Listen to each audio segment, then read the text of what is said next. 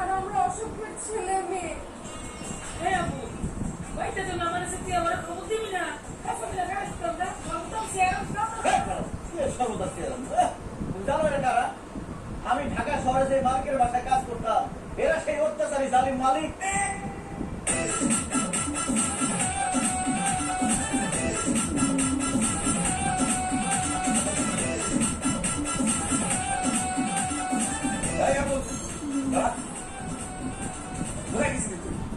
কি বলতে কি খায় বলেন? সকালবেলা আমার টাকা দিয়ে বলেন বাজার করে নিয়ে বাজার করে নিয়ে এলাম। ও আমি তো একদম ভুলে গেছিলাম। বলছি কি, মানুষের বেশি টাকা হয়ে গেলে ভুলে যায়। আমার তো অনেক টাকা, টাকার পেছনে আমি ভুলে গেছিলাম। যাকে এই বাজারের বাকি টাকা ফেরত দিই। বাকি টাকা ফেরত দেবো কোথা থেকে? বাজার করার পরে কোনো টাকাই ফেরত দিই। খবরদার এই বাসার চৌধুরীর সাথে মিথ্যা কথা বলছিলাম। আমি নিজে তোরে হিসাব করে বাজারের টাকা দিচ্ছি। ওইখান থেকে 20 টাকা বাঁচার কথা, ওই 20 টাকা ফেরত দে। স্যার সকাল সকাল বাজার করতে গেছি তো, অনেক খিদে লাগছে, নাস্তা খাওয়া বলেছি ওই টাকা দিয়ে। কি নাস্তা? তুই ছোট লোকের বাচ্চা, তুই কেন নাস্তা খাবি? নাস্তা খাবো আমরা বড় লোকেরা। যাই হোক, একটা কমা 5 টাকা আর একটা বন্ধুটি 5 টাকা, 10 টাকা, বাকি 10 টাকা ফেরত দে। স্যার যে কি বলেন না, দোকানদারে গিয়ে আব্বা ডাকলেও 5 টাকা একটা করে দিব না। তুই আমার বাপরে ডাকস কেন? 20 টাকার নাস্তা খাইছিস না? তো বেতন থেকে 100 টাকা কাজে রাখবো।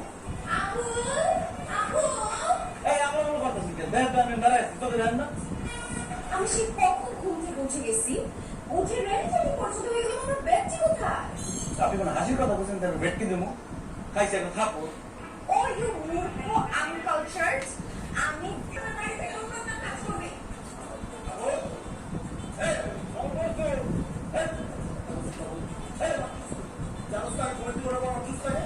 আমার জুতা যদি কই গেছি স্যার, আমি অন্য কথা ব্যস্ত আছি, আমি কোনো জুস দিতে পারি নাই। জুস না খেলে কি হয়? তোর মাথা খাবো? তোর মাথা নেই খান, মাথা না খাইলে আমার পয়সা চাই। ওরে বাচ্চা, তোর মাথা ওরা চুল, তাহলে সত্যি সত্যি তোর মাথা গিলা খাই করতো। স্যার আমি এরকম কি আপনার বাড়ি যাবো? আমার তো আপনি সব কাজ কেন করান? রান্না বান্না করান, এই কামড় তোমার দোয়ান, আমার বাজার করান। কারণ তুই দারোয়ান কাম কাজের ছেলে। কাম বাবুর্চি, কাম কেয়ারটেকার। কাম বাবুর্চি, কাম কেয়ারটেকার, কাম দারোয়ান, কাম কাম কাম, এত কাম করা লাগে, কামের টাকাটা দেন না ঠিক মতো, খালি দারোয়ানের বেতন নাই দেন। এরপর থেকে সব কাজ করার জন্য আমার টাকা বাড়াই দিতে হবে।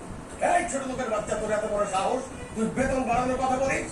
হ্যাঁ, তুই আমার বাসায় থাকিস, তোকে আমরা খাওয়া দিই, পড়তে দেই, তোকে শোয়ার জায়গা দেই, মাস শেষে 4,500 টাকা বেতন দেই, তারপরে আবার তুই বেতন বাড়ানোর কথা বলিস? তোর তো খুশি হওয়ার কথা, তোর তো বলা উচিত গর্বের সাথে যে আমি বাসার সাহেবের বাড়ির কাজের লোক। রাইট দেন, একদম ঠিক কথা বলছি। এই দেখ, এক্ষুনি আমার জুস বানিয়ে নিয়ে যা।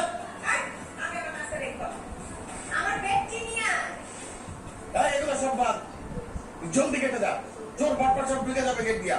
ওরে আল্লাহ রে, একজন বলতেছে জুস দিতে, একজন বলতেছে ব্যাটারি দিতে, আরেকজন বলতেছে নাস্তা দিতে, আরেকজন বলতেছে গেট ভাড়া দিতে।